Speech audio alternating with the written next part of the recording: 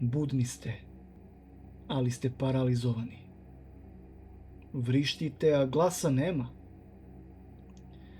Ukoliko to nikada niste osjetili na svojoj koži, ne znate šta je pravi iskonski strah.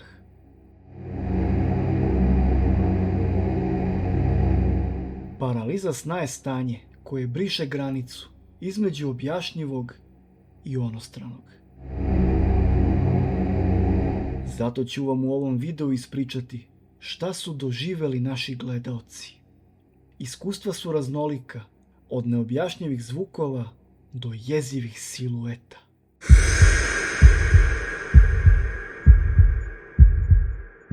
Ovo su priče o paralizi sna. Dobrodošli.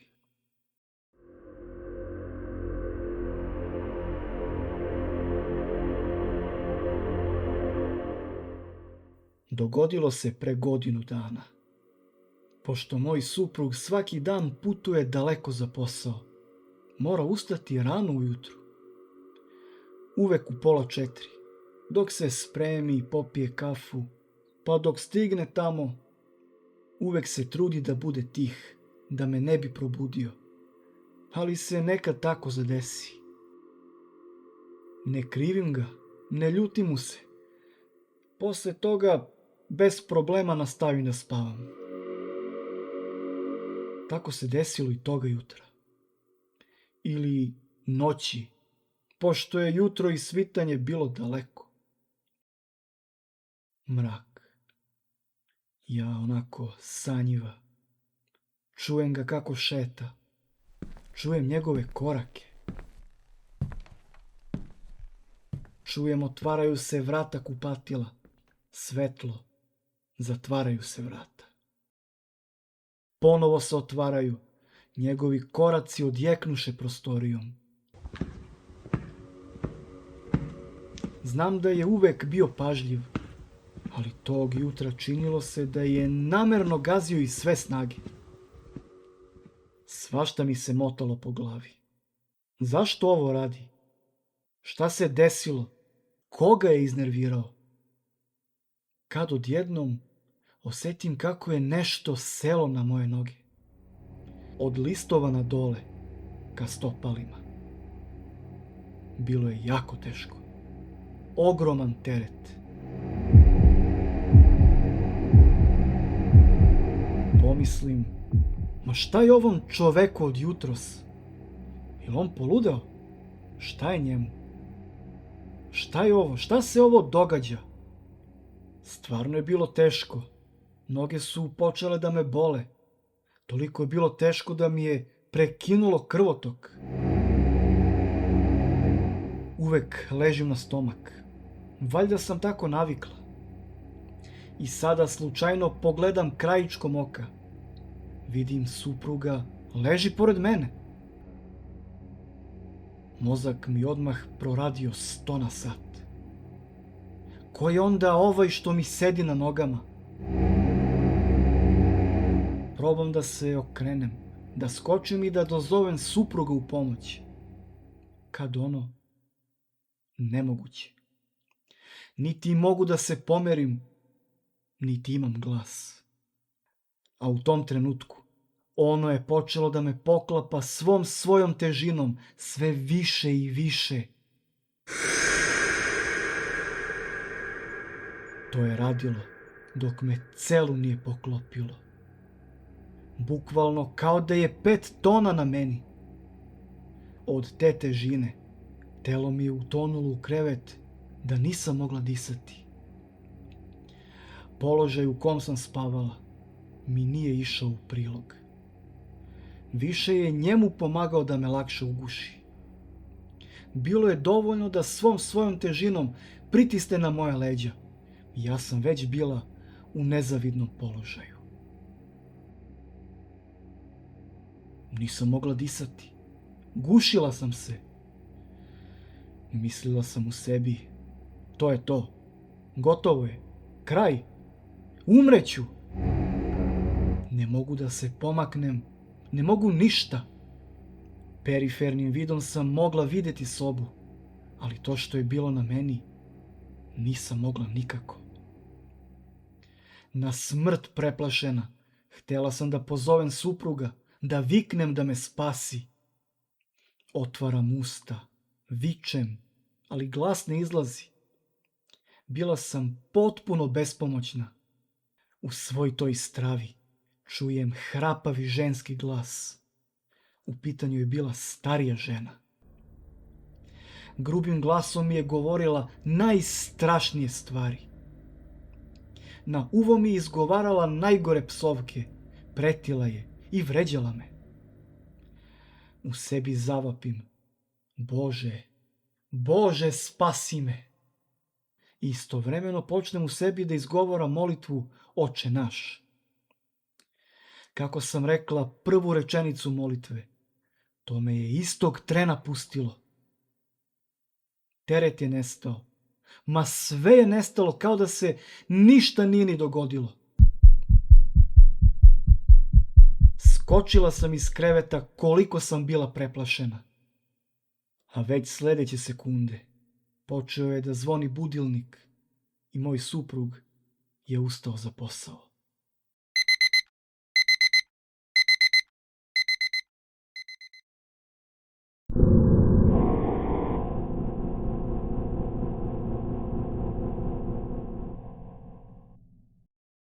Bilo je to 2011. godine. Februar mesec, hladno vreme, negde oko 2 sata noću. Spavao sam na bok, okrenut na levu stranu kao što to uvek činim.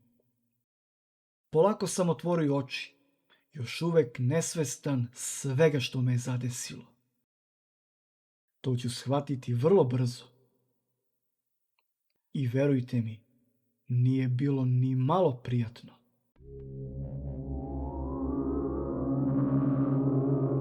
Prvo što sam primetio je da je soba bila veoma čudna. Nešto se promenilo, nešto nije bilo kako treba, a to nisam mogao odmah da shvatim. Isto što je bilo jako čudno, kao da je u sobi polako nestajalo vazduha. Tada sam počeo da kašljem, da se gušim.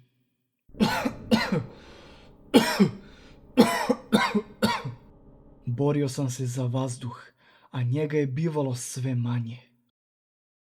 U jednom trenu primećujem nekog čoveka.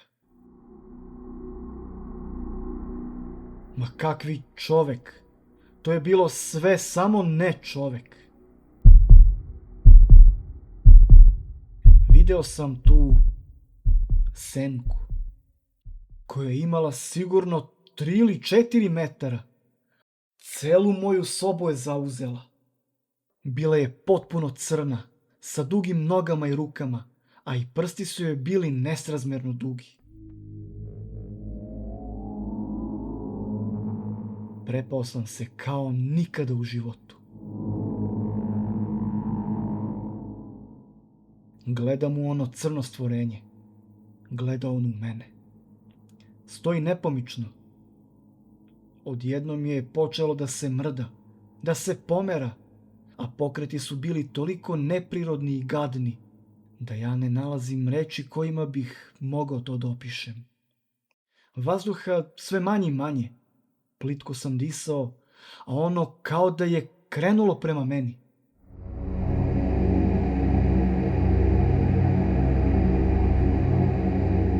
Ne znam šta je posle radilo, jer sam iz straha zatvorio oči. Ne bih znao ni da vam kažem koliko je sve to trajalo. Verujem da nije više od par minuta, ali meni je to izgledalo kao da sam bio zarobljen satima. Žmurio sam sve vreme, dok nisam osetio da je vazduh lakši i da mogu ponovo da dišem. Tada sam otvorio oči, senka je nestala i sve se vratilo u normalu. Ponovo sam mogao da se pomeram. Skočio sam i odmah sam upalio svetlo. Sledećih nekoliko noći sve sam tako spavao s upaljenim svetlom. I nikad više mi se ništa slično nije desilo. A i taj jedan jedini put bio je dovoljan da mi straumira za čitav život. Međutim, nisu sva iskustva ista. Ne viđaju svi entiteti i senke, što ni u kom slučaju ne umanjuje užas ovoga stanja. Ponekad je najstrašnije upravo to kada nema ničega. Samo vi, zarobljeni u sopstvenom telu i zaglušujuća tišina, koja vas pritiska dok ne ostanete bez daha.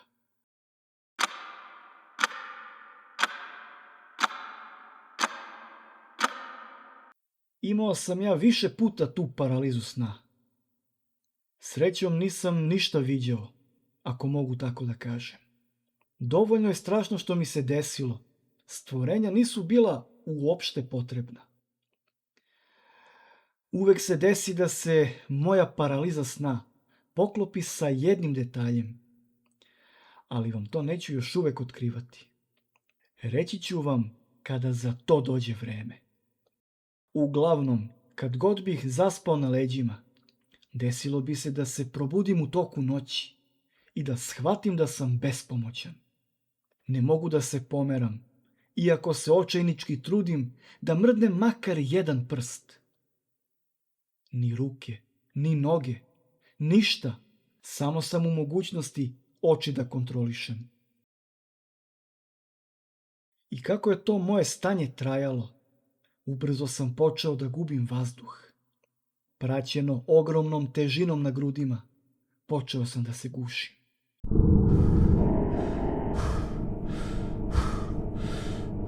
Uvek isti redosled, bez izuzetka. I onda bih samo u jednom trenutku čuo majčin glas kako me zove po imenu. I to bi onda sve prestalo. Zaista čudno. 3 sata noću, svi spavaju. A ono što sam malo prepomenuo, kada bi kod nas došla naša komšinica da sa majkom pije kafu, uveče bi gotovo uvek imao paralizu sna. Čitao sam da to mogu da izazovu osobe koje se bave magijom. Da li je ona takva? To ne mogu da kažem. Ali je previše čudno da bi to bila samo slučajnost.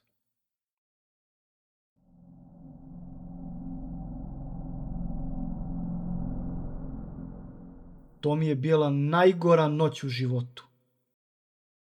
Legao sam da spavam ranije. Ujutro sam imao predavanja, do faksa mi je trebalo dosta da stignem. A i hteo sam da se barem jednom odmorim kao čovek. Nije mi se dalo, jer me je nešto probudilo usred noći. Otvorio sam oči, ali još uvek nisam shvatao da sam upao u to stanje. Shvatio sam tek kada sam probao da dohvatim mobilni, da vidim koliko ima sati. Prvo sam se zbunio, onda sam pokušao opet, pa da pomerim noge, pa da ustanem. Saznanje da ne mogu da se pomerim donelo mi je ogromnu dozu straha. Odjednom me je obuzelo. Srce bije 100 na sat. Ja pokušavam da ustanem, a ne ide. I odjednom začujem neke glasove. Dopirali su sa svih strana. Gledam panično levo, desno. Gledam ko to govori. Nisam razumeo ništa, jer su bili prigušeni, kao da dolaze iz druge sobe. To je bilo i više nego dovoljno da se uplašim, pa sam istog trenutka zažmurio. Glasovi su postali jasniji, ali i toliko jezivi da to ne mogu opisati. Nisam razumeo sve, ali sam uspeo da pohvatam nešto. Govorili su stvari koje nisu baš imale smisla. Već si pristao, već si pristao, već si pristao, već si pristao, već si pristao. Ponavljali su to u nedogled. Toliko sam se prepao da nisam smeo da otvorim oči. Ja žmurim, ležim bespomoćan i umirem od straha, a oni ponavljaju ono njihovo. Već si pristao, već si pristao, već si pristao, već si pristao, već si pristao. Koliko su oni to činili, toliko sam ja u sebi ponavljao: Bože, Bože, spasi me, Bože, pomozi. I odjednom glasovi staju, ja opet imam kontrolu nad telom. Ustajem iz kreveta i palim sva moguća svetla koja sam imao u stanu. Ostala su upaljena cele noći. Posle ovoga nisam oka sklopio. Znam da sam sedeo sa upaljenim TV-om. Gledao sam bilo šta, samo da mi odvrati misli od onoga od malopre. Nije pomagalo. Naredne, a i mnogo noći nakon toga, bojao sam se da se ono ne desi opet. Srećom pa se to više nikada nije desilo. Dobri moji ljudi, ovo su bile priče o paralizi sna, odnosno vaše priče.